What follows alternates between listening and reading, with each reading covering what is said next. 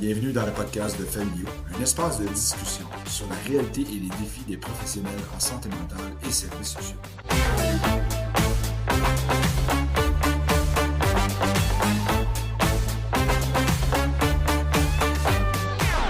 Bienvenue tout le monde au premier podcast de Familio, qui est une collaboration extraordinaire avec Alexandre Francisco et Marie-Josée Courval. Familio, on est un réseau de cliniques interdisciplinaires en santé mentale et services sociaux. Puis, ça fait 5 ans qu'on existe. Puis, à travers les années, on a fait plusieurs activités qui étaient dédiées aux professionnels, qui visaient à soutenir la pratique privée. Puis, le cadre a fait partie des formations et des thèmes qu'on a abordés à plusieurs reprises à travers les années. Puis, ça a toujours été un sujet qui a mobilisé les équipes, qui a amené beaucoup de questions, puis on trouvait ça dommage que souvent ça se perdait après l'atelier. Fait qu'on s'est dit, pourquoi pas un podcast? Puis aujourd'hui, c'est ça qu'on fait. On enregistre notre premier podcast avec Marie-Josée et Alexandre, qui vise à poser des réflexions, à amener des pistes de solutions, à se questionner pour être capable de continuer sa pratique, puis d'en sortir grandi. Fait que je vais laisser Alexandre et Marie-Josée se présenter, puis on lance ça immédiatement. Tu me laisses aller. Donc, Marie-Josée, je suis travailleuse sociale de formation. J'ai une vingtaine d'années, moi, de pratique, principalement en milieu hospitalier, clinique ambulatoire et depuis quelques années en clinique privée aussi, entre autres chez Familio. Et moi, je suis une systémicienne avant tout. Hein. Moi, j'ai vu à peu près toute ma carrière des individus et leurs familles. Hein. J'ai plongé dans le milieu hospitalier. J'ai travaillé en cancéro, soins palliatifs, auprès des familles en pédopsychiatrie aussi. Donc, j'ai une approche, moi, de groupe et de famille principalement. Et je fais beaucoup de supervision individuelle depuis plusieurs années aussi et de groupe auprès des professionnels psychosociaux, mais aussi auprès d'équipes internes, entre autres en hôpital de jour pour adolescents, psychiatrie adulte, etc. Bon, la barre est haute. La barre est haute. Alors moi, c'est Alexandre. Je suis psychologue depuis 1998. Et essentiellement, j'ai toujours travaillé dans le système public, donc à soigner ou à essayer de soigner des patients polytraumatisés, hein?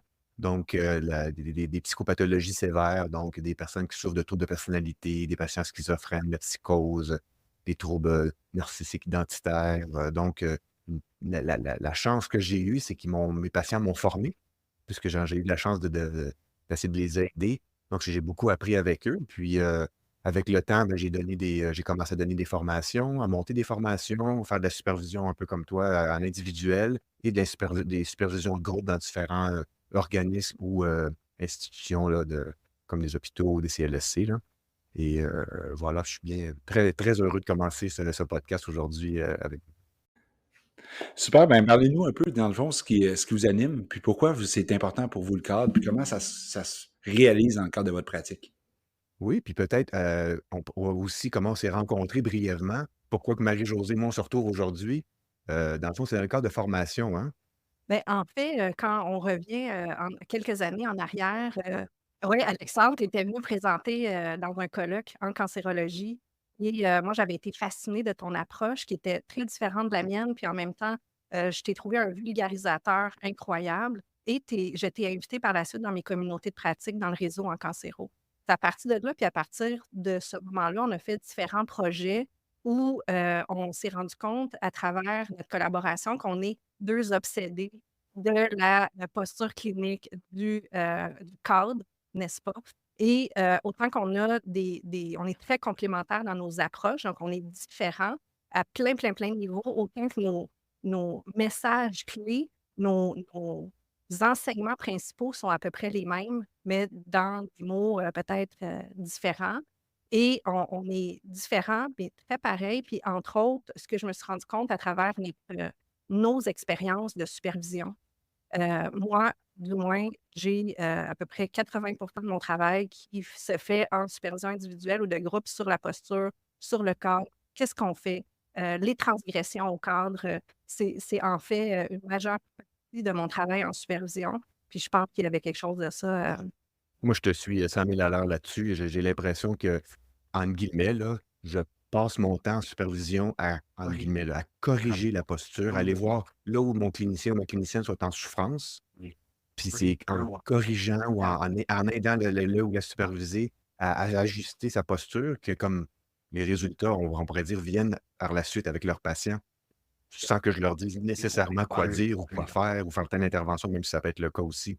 Fait que là-dessus, je pense qu'on est vraiment c'est là, je pense il y a eu une rencontre entre nous 2, hein. C'est comme si on Exact, parlait pas la même langue, mais on avait le même contenu. On exact. peut dire ça comme Les ça, hein? alter-ego Oui, au langage différent. exact, c'est ça, c'est bien dit ça. Donc et donc la question du cadre, hein? La question du cadre et de la posture. La posture, ça pourra peut-être pour un autre podcast parce que qui sait? Qui sait, hein? C'est sûr, hein, c'est une question de mais aujourd'hui, on va essayer de c'est une question qu'on ne fera pas le tour du cadre. On ne fera pas toute la question, c'est une vaste question, mais on va essayer quand même d'adresser des points essentiels, puis de réfléchir un peu à bâton rompu. C'est pas sur le mode ce qui est intéressant, c'est qu'on va le faire sur un mode relationnel où on va échanger. Jean-François, tu vas intervenir aussi pour nous remettre à l'ordre, surtout moi. Mais puis, je pense que ça pourrait être intéressant comme ça dans les échanges. On va faire émerger les points qui nous apparaissent quand même essentiels dans la pratique de psychothérapie à travers la question du cadre. Parfait, allons-y. Parlez-nous de ce que ça veut dire pour vous, le cadre. Bon, veux-tu Vas-y, commencer? Alexandre. Puis, j'y vais. Ben, écoute, le cadre, c'est essentiel dans la psychothérapie. C'est pas une question d'on en met-tu un, on en met-tu pas un. La question, c'est un élément central. Puis la version, je dirais, pour y aller, pour plonger déjà, qu'est-ce que le cadre en psychothérapie? Essentiellement, le cadre, c'est les conditions qui vont permettre le processus thérapeutique. Puis quand je dis ça, c'est vrai pour la thérapie systémique, c'est vrai pour la thérapie individuelle, c'est vrai pour la thérapie de groupe, c'est vrai pour toutes les sortes de cadres, les sortes de dispositifs qui existent. Le cadre, c'est ce qui permet de développer une psychothérapie. Ça donne les conditions qui vont permettre un processus thérapeutique. Donc, la question, elle est comme, c'est évidemment essentiel. On ne peut pas passer à côté de ça. Les grosses questions qui vous brûlent les lèvres, j'imagine, c'est quoi les conditions pour faire une psychothérapie? Puis là, c'est là, je trouve qu'on ouvre sur un sujet vaste, mais très, très important, c'est-à-dire les conditions, puis on peut, notre préjugé, je vais dire ça, préjugé théorique, c'est-à-dire que les conditions du corps, ben, il y a des choses qui vont être stables pendant toute la thérapie, puis il y a une stabilité qui doit être là d'entrée de jeu, ça cohabite avec des conditions qui vont évoluer, puis qui vont changer, parce qu'on va s'ajuster, là, c'est le mot-clé, hein, la malléabilité du cadre. C'est-à-dire qu'il faut qu'il soit malléable parce qu'il s'ajuste en fonction du patient. Fait que ça veut dire que d'une certaine façon, il y a un cadre pour chaque patient. Puis même ce cadre-là va évoluer possiblement en cours de psychothérapie. Et donc, évidemment, j'entends toutes sortes des fois de critiques qui disent: «Mais oui, mais là, un cadre, il faut que ça soit il faut qu'il y ait des limites dans la thérapie». Évidemment, mais c'est pas parce qu'il y a des limites que ça empêche la malléabilité puis l'ajustement de certaines conditions pour ultimement, là, finalement, moi, je suis d'approche psychodynamique, mais on peut se parler quand même dans différentes approches. Ultimement, pour que le patient puisse être en contact avec ses affects, faire une meilleure introspection. En psychanalyse, on appelle ça favoriser les processus de symbolisation. Donc, toute la question de l'introspection, faire des liens entre ses sentiments, ses pensées. Il y a toutes sortes d'expressions pour ça. La mentalisation, être réflexif. Donc, ultimement, c'est notre guide qui va nous aider à diriger un peu, puis à faire des ajustements pour favoriser. C'est quand même un facteur très important, la question de la réflexivité. Je ne sais pas si tu veux rajouter quelque chose Ben, là-dessus. outre le fait que je suis 100% d'accord, puis tu es venu, Alexandre, dans certains de mes groupes de supervision dans le Oui, réseau, puis je me souviens que c'était une question qui revenait. Tu es venu nous présenter sur les troubles de personnalité, puis au oui, final, tu te souviens, on parlait du cadre. Les exact, questions étaient exactement. liées au cadre et les gens posaient la question, est-ce que le cadre devrait être rigide ou malléable? Parce qu'il y a certaines cultures de soins où on est dans une forme de rigidité, Tout à fait. alors que oui, il y a des règles, des grandes règles, comme Guy Ah, ça, Osrange c'est y bon, ça. parlait, Oui, les grandes règles qui ne bougeront pas, mais il y a des petites règles qu'on va pouvoir faire bouger et il faut s'ajuster parce que sinon, euh, ça ne peut pas fonctionner la même chose pour tout le monde, c'est impossible. On doit être dans la singularité. exactement. Puis mettons, je rebondis sur les grandes règles. Je vais utiliser une métaphore que j'ai déjà utilisée souvent. On pourrait dire les grandes règles, comme tu dis très bien, j'aime bien l'expression des grandes et des petites règles. Ça, c'est un petit bijou, hein? Euh, Si on commence, mettons, par les grandes règles, c'est que pour que le cadre clinique fonctionne bien, qui est au service du patient, il y a des règles qui ne doivent pas changer. Exact. Donc, ça prend du non-changement dans le cadre pour pouvoir créer du changement. Un peu comme un paradoxe, hein? Donc, il y a des choses qui ne changent pas, en tout cas qui changent très peu. C'est-à-dire, par exemple, juste l'heure du rendez-vous, le lieu. Imaginez une thérapie où la séance change de journée, change d'heure à chaque semaine, qu'on changerait de lieu. Vous voyez, c'est que ça crée déjà une instabilité. On a besoin d'une forme de stabilité. Et donc, les métaphores que j'utilise souvent, c'est le terrain de tennis ou la patinoire de hockey. C'est-à-dire que dans un match de tennis, il y a des lignes, puis il y a un Mhm. filet. Puis donc, si on veut, quand même, la métaphore est belle, si on veut avoir des bons échanges, il faut que le filet puis les lignes ne bougent pas. Imaginez des lignes mobiles au tennis, in, out, non, out, in, ça va être le chaos. Puis il n'y aura pas d'échange. C'est la même chose. C'est la même chose avec la patinoire. Si on veut un match de hockey, ça va prendre des bandes. Tu sais, si vous allez jouer sur un lac au Saguenay, vous allez partir en échappée pendant 2 semaines. Là. Parce qu'il n'y a pas de bande. Donc, vous allez avoir la rondelle, mais il n'y aura pas de jeu, il n'y aura pas d'échange avec les autres. Parce que vous n'êtes pas contraint. Donc, ça prend des contraintes qui vont être au service du développement de la psychothérapie. Fait que je trouvais que c'est des belles métaphores, ça, qui illustrent comment le non-changement puis la stabilité va permettre quelque chose de dynamique, puis des échanges, puis de la créativité. Là. Toi, Marie-Josée, au niveau des grandes règles, comment tu les définis puis comment tu Ben, les pour moi, il vois? y a des grandes règles, nos règles déontologiques, hein. C'est un point de départ. On ne peut pas transgresser nos règles. En pratique privée, Jean-François, les gens nous payent. C'est une règle. Les gens ne peuvent pas nous consulter et au final changer les règles du jeu et nous dire ben moi, je ne te paye pas aujourd'hui parce que finalement, je veux pas d'argent ou c'était pas intéressant la rencontre. Hein, c'est des grandes règles pour moi qui sont maintenues dans le temps et qu'on ne pourra pas négocier. Il y a des petites règles qu'on va pouvoir négocier, comme par exemple un paiement. Si mon patient, mon client, ça fait un an qu'il me consulte, il y a une foulure de cheville, il ne peut pas venir cet après-midi exceptionnellement, je vais pouvoir transgresser ma règle et dire ben, écoute, c'est exceptionnel. Et pour moi, les grandes règles sont maintenues dans le temps et c'est aussi pour moi très thérapeutique, les grandes règles. Parce que quand il y a transgression de ces règles, donc je commence à me sentir moi-même comme thérapeute pas bien. Je constate des transgressions. Pour moi, c'est des signaux où je dois aller travailler l'aspect des règles avec la personne. Donc, le cadre, moi, me permet de savoir où j'en suis dans la relation thérapeutique avec les gens. Donc, pour moi, la grande règle, je vais constamment m'en servir. Donc, si j'ai envie moi-même de transgresser, elle fait pitié, par exemple, à l'argent, là, c'est un enjeu assez fréquent qu'on rencontre là, avec les intervenants.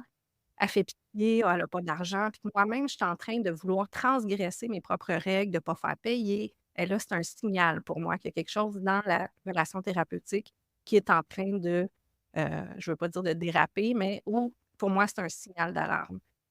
Donc, c'est toutes ces règles-là, ces grandes règles, entre autres, qui sont fixes, me donnent à moi un cadre aussi pour analyser thérapeutiquement qu'est-ce qui est en train de se passer avec mon client. Puis là, ça, c'est tellement important parce que là, tu es en train de dire, si j'ai bien compris, le cadre, c'est pas juste pour le patient. Exact.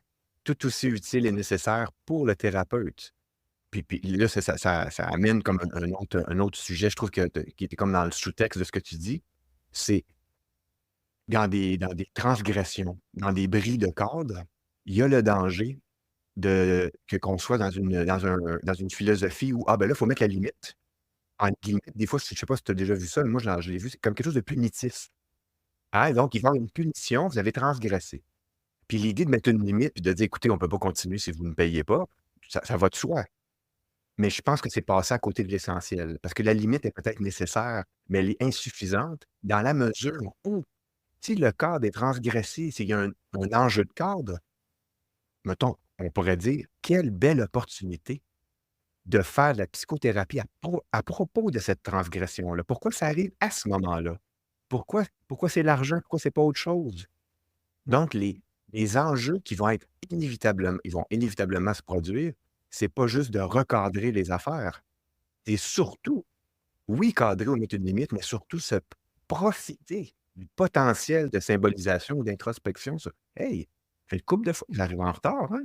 Je me suis demandé qu'est-ce que ça voulait dire, ça. Tu sais, comme ça ouvre sur la réflexion, puis ça peut permettre le patient, des fois, il a besoin d'utiliser le cadre pour faire des liens. Évidemment, il ne planifie pas ça comme ça, là, mais je trouve que ça, c'est une affaire essentielle du cadre qu'on entend des fois un peu moins. Hein, on dit qu'il faut garder le cadre. Puis il faut respecter les règles, mais on oublie tout le potentiel de réflexivité qu'il y a pour le patient et pour nous. Parce que des fois, c'est nous qui transgressons le cadre, hein. On se dit: «Fais-tu un ajustement, là, ou je suis en train, dans le fond, de gratifier quelque chose pour moi et non pour le patient, là?» Et je trouvais que ça me faisait associer là-dessus, sur l'importance de récupérer, de voir, dans le fond, d'une autre façon, je te le dis d'une autre façon, c'est quoi le rapport du patient au cadre? Il y a des gens qui vivent les cadres comme quelque chose de sécurisant. «Ah, moi, j'aime ça mon mardi matin, je viens toujours vous voir à 9h30. Je le sais, c'est dans ma routine», hein. Des fois, ils vont dire ça. Puis il y en a d'autres, le cadre, c'est une persécution. «Bon, c'est bien vous, hein, vous êtes toujours à la même place, là, on ne peut pas rien, tu sais, il y a des choses qu'on ne peut pas faire», tu sais. Donc tout ça, pour moi, c'est du matériel thérapeutique à explorer Puis on a parce parlé de qu'il y a un différents cadre. éléments du grand cadre. Est-ce qu'il y en a d'autres éléments du grand cadre qui sont importants pour vous, qui vous apparaissent centrales? Ouais, les petits trucs, les grandes règles, je trouvais que ça ramenait pas mal de tu vois, à l'essentiel. C'est sûr qu'il y aurait d'autres choses, mais je dirais que ça place déjà Puis là, on a parlé des grandes règles, les petites règles. C'est quoi les petites règles là, que vous voyez au quotidien là, qui une certaine forme d'adaptabilité qui peut être faite? ben, moi, je dirais, c'est un peu comme, entre guillemets, c'est le punch, de notre podcast, mais ça ne l'est pas en même temps. C'est-à-dire, ça dépend toujours de l'approche, mais évidemment, c'est la question de l'ajustement. C'est la question de la malléabilité. C'est les petites règles, je dirais, puis tu feras du pouce sur ce que je dis là, si tu veux, c'est la question, le principe de base, c'est de dire que pour que le patient puisse développer son introspection, c'est ses processus de symbolisation, tout ça, on doit lui offrir des conditions. Puis peut-être que je vais vous donner je vais passer par un exemple. OK, un patient psychotique que j'ai eu, il y avait vraiment un grave trouble psychotique, j'ai suivi longtemps, à une autre époque, pendant plusieurs années et il était terrorisé, évidemment, par la rencontre avec l'autre. Donc le standard, hein, c'est 50 minutes, une séance par semaine. Lui, là, après 20 minutes, il était plus capable d'être en relation avec moi. OK? C'était trop pour lui. Donc qu'est-ce qu'on a fait? Je vous fais ça court. Qu'est-ce qu'on a fait? Fait dans le fond, faut faire des petites séances. Tu es d'accord avec ça? Finalement, on a fait un dispositif, un cadre, 3 fois 20 minutes par semaine. Vous voyez, ça, c'est comme des petites règles, là, hein. Donc on a d'habitude notre 50 minutes et là, il y a un ajustement pour qu'il puisse m'apprivoiser, pour qu'il puisse tolérer mon existence dans le même espace. J'ai fait un ajustement. Ça aurait peut-être pu pas marcher non plus, tu sais? C'est pas parce qu'on fait un ajustement que ça va marcher. C'est qu'on fait l'ajustement, puis on vérifie après l'effet que ça a sur le patient, l'effet sur la psychothérapie. Des fois, j'ai mes étudiants: «Oui, mais si ça marche pas, qu'est-ce qui arrive?» On corrige. C'est pas grave, on se réajuste. J'aime bien mieux quelqu'un qui s'essaye de faire des ajustements puis que ça marche pas, plutôt que quelqu'un qui reste dans une forme de rigidité puis qui essaye rien. Donc je trouvais que ça, c'est l'exemple qui m'est venu spontanément. 3 fois 20 minutes. Après, c'est devenu une fois une demi-heure. Puis on a fini après plusieurs années, un 50 minutes. Est-ce que c'est l'idéal de faire les 50 minutes? Non! L'idéal, le mieux, c'est l'ajustement au patient. Donc ça, je trouvais que c'était je sais pas si tu voulais rebondir, Exact. En fait, qu'est-ce qui va fonctionner? Mais moi moi, dans mon rôle, de superviseur de personnes, de travailleurs sociaux, entre autres, qui travaillent auprès des familles, en fait, le nerf de la guerre, c'est qui je vais voir, comment je vais les voir. Parce que là, on a des parents, qui amènent leur ado, qui amènent leur enfant. Est-ce qu'on les voit en famille? Est-ce que je vois les parents? Est-ce que je vois l'enfant? Est-ce que je vois l'adolescent? Parce qu'on a une demande au départ qui est: ben je vais t'amener mon ado parce qu'il m'écoute pas, puis il est révolté. Fait que soigne mon adolescent. Mais tout le circuit de la demande, aller travailler, analyser les frontières, c'est un ajustement constant pour les intervenants qui travaillent en famille. C'est négocier le cadre. Parce qu'évidemment, si le parent veut que son ado soit réglé, hein, comme une voiture, au ouch, garage. oui. Mais ça se peut que c'est pas ça que je vais faire, mais je vais négocier, je vais travailler la souffrance du parent qui m'amène son ado. Donc, on est constamment dans un ajustement de cadre. Puis évidemment, ça va être ajusté en fonction d'une réflexion clinique. tout le temps.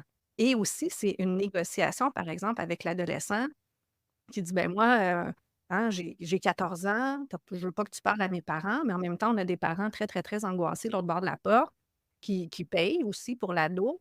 Donc comment on va faire avec notre ado pour peut-être négocier: «Hey, on donne-tu quelque chose à tes parents?» Donc il y a une négociation constante autour du corps, mais il y a des choses que je ferais pas. Je vais pas voir nécessairement l'enfant de 4 ans qui est turbulent parce que ses parents, ben, ils ont de la misère avec, là, à la maison. Ils ont de la difficulté avec leur cadre. Exact. Donc évidemment, moi, je vais aller placer, je vais réfléchir, qu'est-ce qui est le mieux? Est-ce que telle famille, je vais les voir ensemble? Une famille extrêmement enchevêtrée. Peut-être que le besoin, c'est un besoin d'espace, hein? Fait que peut-être qu'on va s'organiser pour voir les enfants ou les parents dans un espace de parents sans voir tout le monde. Donc le cadre, il est constamment à négocier quand on travaille avec les familles comme ça. Et c'est une grande souffrance des intervenants parce qu'on se demande toujours est-ce que je fais la bonne affaire? Est-ce que, ça serait préférable de voir telle ou telle personne? Le père, il est pas content. On peut se tromper, puis on va se réajuster. Bien correct Mais comme c'est ça. super intéressant. Donc, il y a le doute aussi à l'intérieur du cadre qui habite le thérapeute. Puis comment tu arrives à passer à travers ce doute-là? Parce que dans un contexte,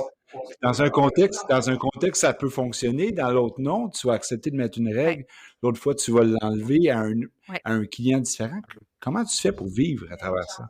Mais j'apprends ça, je pense que avec ta question, tu viens de parler d'une grosse problématique, puis je crois que les gens, qu'est-ce qui fait qu'on maintient un cadre rigide? C'est parce que ça nous sécurise, nous, justement, de ne pas avoir à se poser de questions ou à se tromper. Puis pour moi, comment on s'en sort? Peut-être que c'est vrai, Alexandre, on s'en sort jamais. On va toujours garder un doute. C'est sûr qu'il y a de l'expérience qui rentre à un moment donné, puis on se crée un confort, puis en s'écoutant nous-mêmes sur nos inconforts, on apprend. Mais pour moi, les aspects du corps comme ça passe par la supervision puis la discussion. Trouver sa juste place, trouver le juste cadre, c'est pour ça, en fait, que c'est 80 de notre travail de superviseur. Parce que ça nous prend quelqu'un, un reflet, puis une discussion pour réfléchir sur la juste place. Fait que c'est sûr que le soutien clinique va nous permettre, de se retrouver dans un confort plus grand puis de développer une expérience liée à ça. Mais si on reste dans quelque chose de rigide, c'est bien réconfortant, mais on risque de passer à côté de quelque chose. Tout à fait d'accord. Puis tu amènes la question du tiers. Bon, j'affirme, vous n'êtes pas obligé d'être d'accord, évidemment, mais c'est comme on ne peut pas faire ce travail-là de psychothérapie sans qu'il y ait un tiers. Le tiers, c'est le superviseur, c'est le collègue, l'ami qui va. C'est la personne qui va justement nous donner une autre perspective. Puis ça, c'est central, qu'est-ce que tu as dit, parce que sans le tiers, les pièges dans lesquels on peut tomber, on n'est pas à l'abri. On peut avoir de l'expérience, on peut avoir de la confiance, on n'est jamais à l'abri. Et moi, quand je disais tantôt, on s'en sort jamais, c'est pas sur un mode pessimiste, c'est sur un mode que non seulement il ne faut pas s'en sortir du doute, il faut l'embrasser. Donc, on pourrait dire, je change le mot, c'est le doute, c'est l'incertitude. J'appelle ça l'incertitude fondamentale par rapport à ce qui se passe dans la tête de nos patients et même dans la nôtre. Mmh. Hein. Des fois, je peux penser que je suis triste, finalement, 1 heure après, je me rends compte que je suis bien fâché.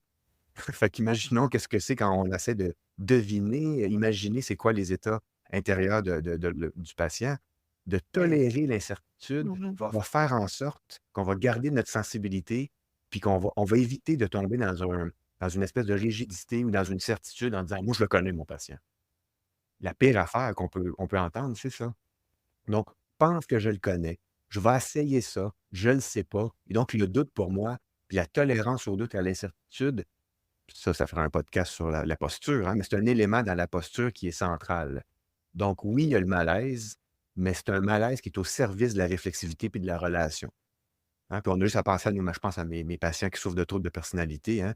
Ben, tu as connu ça, c'est sûr que tu as connu ça. La mère, elle arrive, elle dit: «Moi, je suis la pire mère au monde». Boy, qu'on n'a pas d'espace. Elle est convaincue. Ou bien qu'elle me regarde, elle dit: «Je sais que vous pensez que je suis niaiseuse». On voit comment il y a pas d'espace parce qu'elle a pas elle est dans la certitude. Donc je trouvais que ça faisait associer sur le puis tes derniers points aussi dans ce que tu as il y avait bien des choses importantes dans ce que tu disais, c'est aussi comment, quand ces choses-là arrivent, comment on peut récupérer ça pour faire la psychothérapie. Exemple, à l'exemple de ta famille, comment ça se fait qu'on s'ostine et qu'on négocie tellement sur tel enjeu? Pourquoi c'est si important que tout le petit bonhomme de 4 ans soit rentré dans mon bureau? Exact. Euh, puis pourquoi vous êtes si inquiet? C'est pas l'idée qu'on débat d'une mauvaise raison, c'est juste comme on peut toujours récupérer, je reviens encore, c'est parce qu'il y a un cadre. Fait que c'est ça. Fait que le cadre, fait que là, ce que je comprends, c'est que le cadre évolue. Il s'adapte à la réalité. Règle générale, oui. Des fois, il peut être bien stable, bien longtemps. Ça dépend des patients, je veux dire, tu sais, ça dépend. Moi, je fais de la psychothérapie de groupe. Il est assez constant, le cadre. On ne change pas la longueur de la thérapie. C'est un peu le même format. Ce qui va changer, c'est les échanges, mais des fois, c'est stable. Puis moi, je vais dire ça comme ça. Des fois, le cadre, il est silencieux. Puis des fois, il fait un petit peu plus de bruit. S'il y a un peu plus de bruit, c'est à nous de dire, OK, qu'est-ce qui ne fonctionne pas là? Fait que moi, c'est comme c'est du cas par cas, il n'y aurait pas une règle générale. Mais il y a des fois qu'on fait plusieurs ajustements. À un moment donné, on arrête d'en faire, puis il y a quelque chose d'autre qui émerge parce que le patient évolue, on se réajuste. Euh, comme par exemple, comme un patient que moi, je pense à une patiente que j'ai vue cette semaine. Elle vient chaque semaine, à chaque 2 semaines. Puis là, ça va moins bien. Puis je dis, hey, vous savez quoi? On pourrait se voir à chaque semaine pendant 8 ans. Hein. Je vois que c'est assez plus difficile. Là. Elle dit, je suis content que tu me l'aies proposé. J'aurais pas osé le demander. Donc, ça fait longtemps là, qu'on est stable, mais là, il y a eu cet ajustement-là. C'est juste comme un exemple, parce que c'est tout récent. Là. Si ça arrive, c'est justement que c'est stable, puis ça peut changer, puis temporairement. Toujours en fonction des besoins du patient ultimement, là, ou les conditions pour faire symboliser notre patient. Tu sais, tantôt, avant qu'on commence le podcast, on a parlé de plein de choses, hein, mais tu sais, une des choses qu'on avait discuté, qu'on n'a pas abordé encore aujourd'hui, c'est comment que la société impacte le cadre, comment Oui, que les choses, il oui. faut être à l'écoute aussi, pas juste de ce qui se passe chez nous comme thérapeute, pas juste ce qui se passe dans le bureau, mais ce qui se passe à l'extérieur du bureau. Est-ce que vous pouvez nous en parler un peu? Tout à fait. Non, vas-y, Alexandre. Oui. Oui, ben écoute, je suis content que tu poses la question parce que c'est un sujet qui m'intéresse depuis un bon moment, là. C'est la question, puis je vais donner l'idée, le principe, c'est de dire qu'un psychothérapeute ne peut pas être hors socius. Dans son bureau, il a peut-être l'impression d'être tout seul, mais il y a toute une société qui l'entoure. Puis donc la société, donc la sociologie, je ne suis pas sociologue du tout, là, mais donc l'intérêt, du moins, pour savoir c'est quoi qui se passe dans la société, impacte nécessairement notre cadre clinique puis notre pratique. Puis, si, mettons, vous n'êtes pas convaincu de ça, rappelez-vous de la COVID. Je veux dire, la COVID, là, on est passé, ça a bouleversé nos cadres. Nous, dans le réseau, là, à chaque jour, il y avait un changement. Ah non, on ne peut pas voir le patient, on peut le voir. Oui, 2 mètres de distance avec le masque. Non, non, on va le faire en Zoom. Le Zoom fonctionne. Je veux dire, ça a été, entre guillemets, une catastrophe au plan du cadre parce qu'on perdait les choses qui ne changent pas dans le cadre, là, les grandes règles. Même les grandes règles étaient bouleversées. Donc, on voit, puis tout le monde l'a connu, là, mais on voit tout de suite comment les changements sociaux, dans ce cas-ci, euh, la pandémie, peuvent venir bouleverser. Je pense à un psychologue argentin qui a vécu la dictature dans les années, je ne veux pas trop m'avancer, des années 60-70 en Argentine. Ils ajustaient leur cadre. Hein. Ils pouvaient, si la police débarquait, il arrêtait évidemment les intellectuels, puis il avait ajusté son cadre pour arranger que si la police débarquait, son bureau de psy, en fait, ça ressemblait à un salon. Donc, quand les policiers arrivaient, puis ils disaient, ben, on est juste des amis. On discute, on prend le thé ensemble. Mais il avait ajusté, il n'y avait pas de divan, là. Mm. Vous voyez, comme en psychanalyse. Donc, l'idée qu'il y a des ajustements quand il y a des bouleversements sociaux. Et je pense qu'on est dans une époque où il y a des grands bouleversements sociaux. On appelle ça l'hypermodernité. C'est-à-dire que, puis on pourrait en parler longtemps, ça pourrait être un autre podcast, mais c'est l'idée de l'accélération du rythme de vie, la place des technologies, la déshumanisation, d'une certaine forme de déshumanisation. On peut penser à la crise climatique, mais on peut parler à certaines formes de médias sociaux.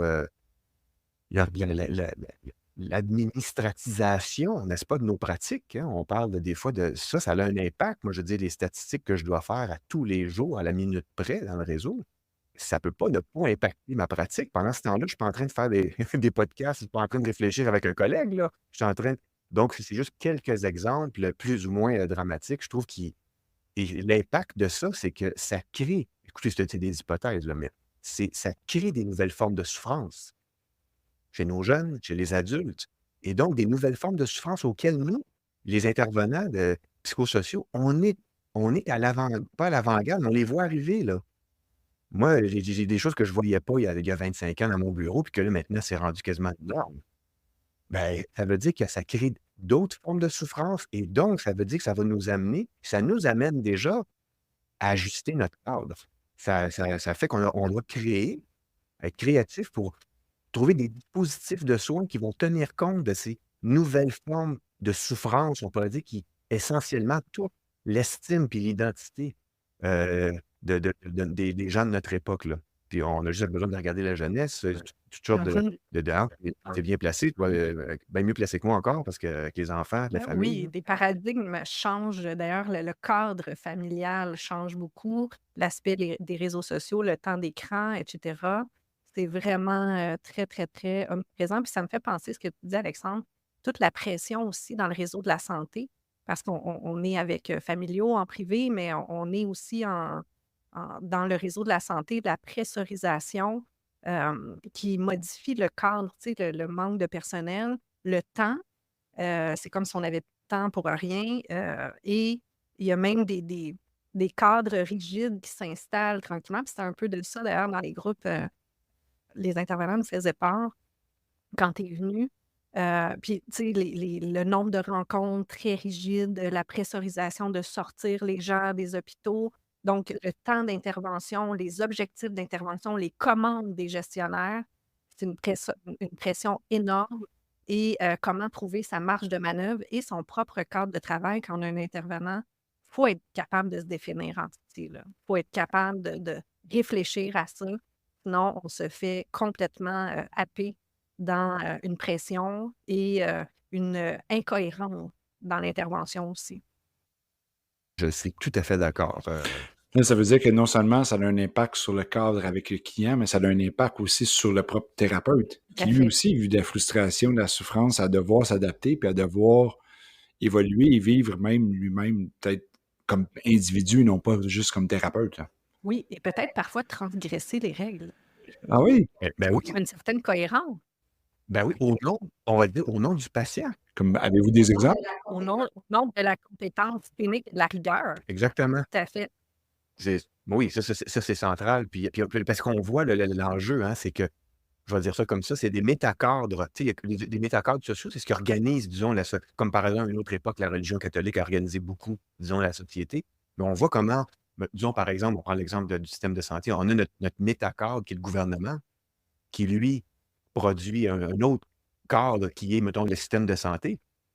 Puis nous, notre cadre, il est intégré dans le système de santé. Fait que quand il nous arrive avec la question des données probantes, ou en disant, ben, c'est juste 12 séances pour soigner un patient qui a un trouble de personnalité, ça devient bien concret, là, tout d'un coup, les organisateurs sociaux, puis l'impact que ça a. Donc, moi, c'est comme si on peut pas être, mais je vais dire ça comme ça, mais on peut pas être clinicien sans faire un peu de politique. Hein, si on s'occupe pas de la politique va s'occuper de nous, hein. Mais on dirait qu'on, des fois, on lutte pas à armes égales. Et c'est ça, c'est comme un combat, je dirais, de tous les jours, hein.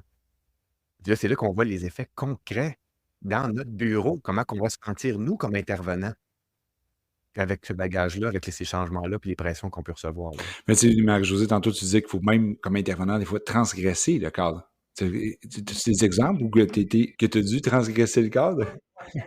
Oh, mais je vais jamais, là. Non, mais tu sais, quelque chose qui se raconte, là.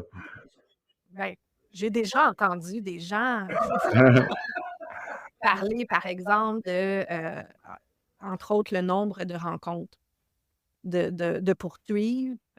Évidemment, là, il y a dans le réseau des spécialistes en activité clinique qui vont faire des suivis de dossiers, mais de trouver des marges, des voies de passage pour peut-être augmenter un nombre de rencontres dans une situation donnée, par exemple. Donc, euh, pour des raisons cliniques et de rigueur, de sans sans le dire ou en le disant au gestionnaire ou au spécialiste en activité clinique de poursuivre, par exemple, avec, un patient. C'est un exemple, j'ai déjà entendu parler de ça.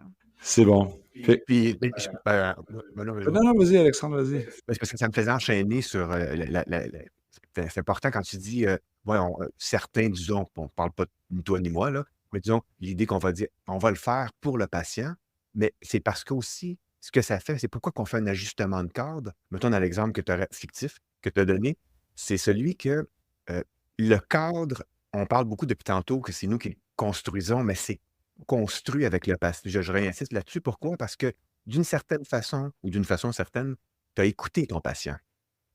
Donc, le patient, c'est aussi lui qui nous enseigne quel genre de cadre il a besoin. Ça, puis on parlait de ça tantôt avant qu'on commence le podcast. L'exemple, je donnais l'exemple de Freud, tu sais. Il y a plein d'exemples dans notre pratique, mais si on écoute le patient, il va nous dire quel genre de cadre il a besoin. Je donnais l'exemple de mon patient psychotique, commence à décompenser après 20 minutes. Je pense que c'est clair que c'est trop pour lui. OK? Puis l'exemple qui venait, c'est celui de Freud, qui était très intervenant. Il intervenait beaucoup, là, tu sais, il était interventionniste avec sa fameuse patiente, Emma, puis il la touchait sur le front, il essayait de diriger les échanges, puis à un moment donné, elle se choque, puis elle dit: «Arrêtez de me toucher, arrêtez de me dire, quoi faire, puis faites juste m'écouter». Donc, puis là, Freud, il a été la sagesse d'écouter comment la patiente avait besoin de travailler en psychothérapie, puis elle a quand même mis la base de ce qui est encore tout à fait pertinent aujourd'hui, qui est quand on arrive en thérapie, allez-y avec ce qui vous vient.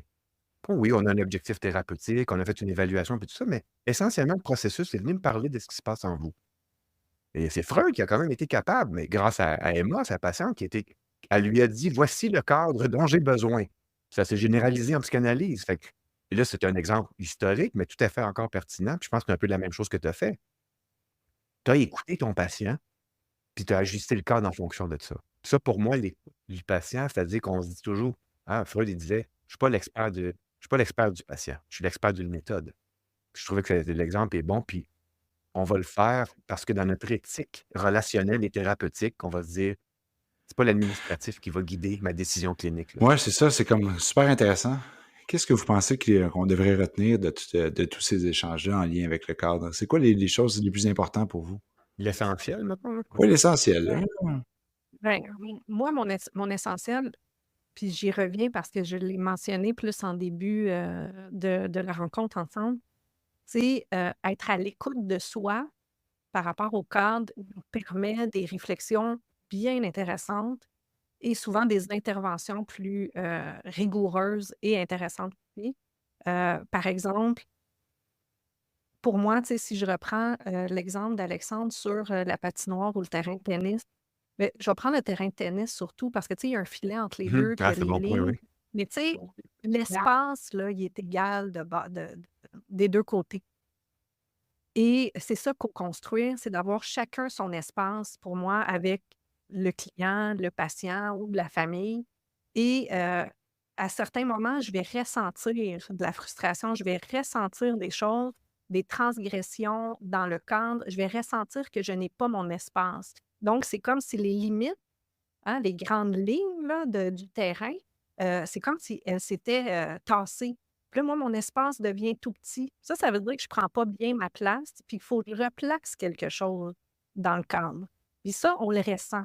Puis c'est ce que les gens nous présentent en supervision, puis c'est ce que moi, je présente quand je vais en supervision. C'est là que je me sens coincée. Je me sens coincée par le père. Je me sens coincée dans la situation. J'interviens auprès de l'enfant, mais j'ai l'impression que je devrais faire je me sens pas bien. Donc, tout cet aspect d'espace sur le terrain, de s'écouter, puis d'aller essayer de comprendre qu'est-ce qui est en train de se passer pour que je me sente comme ça. Et 90 du temps, il y a un aspect du cadre, il y a un aspect de ma place, de ma posture qui est en jeu. Et moi, c'est autant le cadre, oui, objectivable, là, les règles qu'on met en place avec les gens, mais c'est dans le processus thérapeutique de s'écouter par rapport à ça et de replacer et surtout de se faire confiance, notre place est importante comme thérapeute. Donc, on veut laisser la place à l'autre, mais on veut laisser la juste place à l'autre. Nous, on a une place aussi. Notre confort dans le cadre, il est super important. Ça, c'est un de mes mentors, Moniel Caïm, qui nous disait Marie-Josée, je ne peux pas travailler si je ne suis pas confortable. Alors, quand j'ai juste un petit espace sur le terrain de tennis, ça ne peut pas fonctionner, j'ai aucune marge de manœuvre. Puis dans le sens inverse, je ne peux pas prendre toute la place. C'est ce que tu disais avec, avec Freud, entre autres. Tu sais, à un moment donné, Exact. c'est un échange, puis on a chacun notre. Donc, de s'écouter, pour moi, c'est un aspect C'est essentiel. très bien dit ça, hein, vraiment. Puis, ça inspire pas mal de choses quand tu parles comme ça. Ça ouvre aussi sur la parce que tu parles de supervision, hein. Ça ouvre aussi sur quand il y a de l'espace, il y a de la créativité qui est possible et donc de la créativité pour faire des ajustements. Donc, tu sais, dans le fond, d'ajuster en fonction des besoins du patient. Puis je trouve que ça ouvre sur la question de moi, comme tu disais tantôt en supervision, ça ouvre sur la question de quand on n'a pas d'espace, quand on a moins d'espace, en général, je dirais ça comme ça.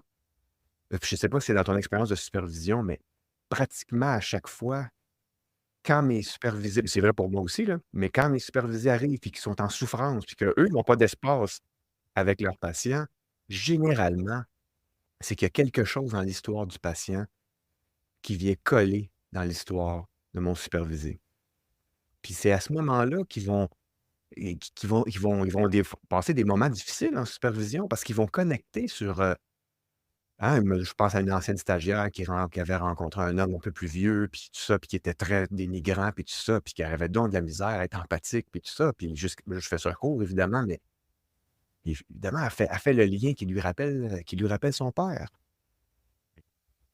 Elle l'avait pas vu ça comme ça, tu sais. «Ah, c'est un patient difficile, il m'écoute pas, il est bien dénigrant». Il y a des bonnes chances, s'il souffre d'un trouble narcissique, c'est ça qui va arriver, mais quelque chose colle dans son histoire à elle. Elle espère encore qu'il va changer. Évidemment, c'est pas comme ça que ça va se passer. Donc je trouve que ça, pour moi, c'est comme on disait, c'est 80 de la supervision.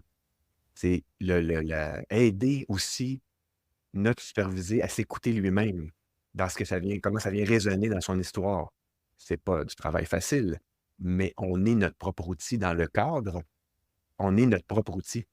Donc faut qu'on soit prêt à travailler sur soi pour les moments où on prend trop de place ou les moments où on n'en prend pas assez, là. Mhm. Puis quand on a la juste place, j'aime bien la juste place, je trouve que ça ouvre sur la créativité et donc sur les ajustements pour être capable de co-construire avec le patient des dispositifs ajustés à lui le temps qu'il en a besoin, là.